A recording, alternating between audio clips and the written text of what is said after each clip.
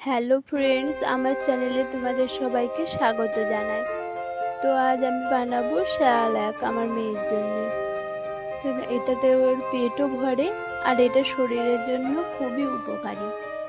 এখন ও ছোট, ভাত তেমন খেতে চায় না, তো সেই জন্য আমি মুড়ি শালাক ওকে খাওয়াই। আর এটা খুব সহজ, খাওয়াতে ওকে খুব তাড়াতাড়ি সহজেই খায়ও, পছন্দ করে। আমি কোথাও গেলে ট্রাভেল করলেও ওকে এই মুড়ির গুঁড়োটা একটু ঝটপট দিয়ে দিতে পারি। তো চলো তোমাদেরকে দেখাই। আমি এখানে 1 কিলো মুড়ি নিয়েছি, সবটা দেবো না, 750 মতো দেবো।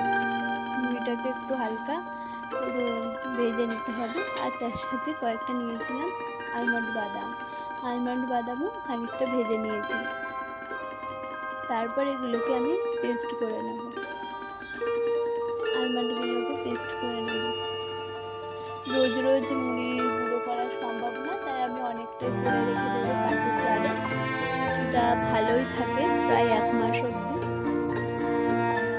আর আমার মেয়ে খুবই পছন্দ করে এটা খেতে, আর এর অনেকক্ষণ পেট ভরাও থাকে।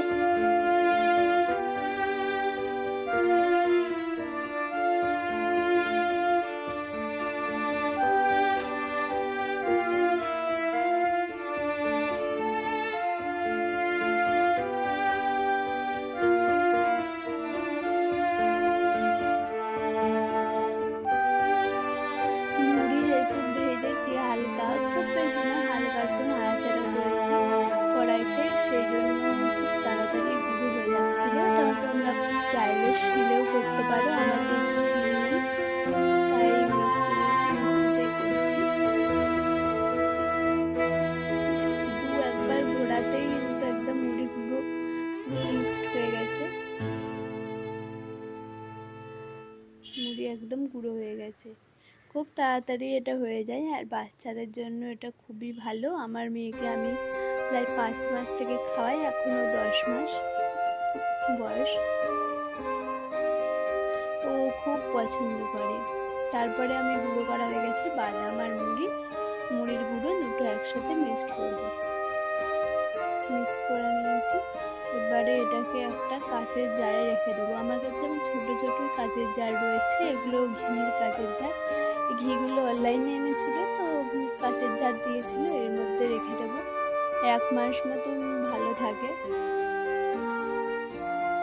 যেহেতু প্রত্যেক দিনই খাই তাই 1 মাস হয়তো হবে না। তারপর এর মধ্যে আমি একটু কলাও তোমরা চাইলে মিক্স করতে পারো। কলা আমরা সবাই জানি বাচ্চাদের জন্য খুবই উপকারী, তো আমি কলা দিয়েছিলাম। আমি কোনোদিন কলা দিয়ে দিই না, শুধু দিই মুড়িটা জল দিয়ে মিক্সড করে, দুধ দিই না। এখন যেহেতু 1 বছর হয়নি, আমার ডাক্তার মানা করেছে, সেই জন্য জল দিয়েই আমি দিয়েছি। আমি কলা দিই না, ফার্স্ট টাইম দিয়েছি।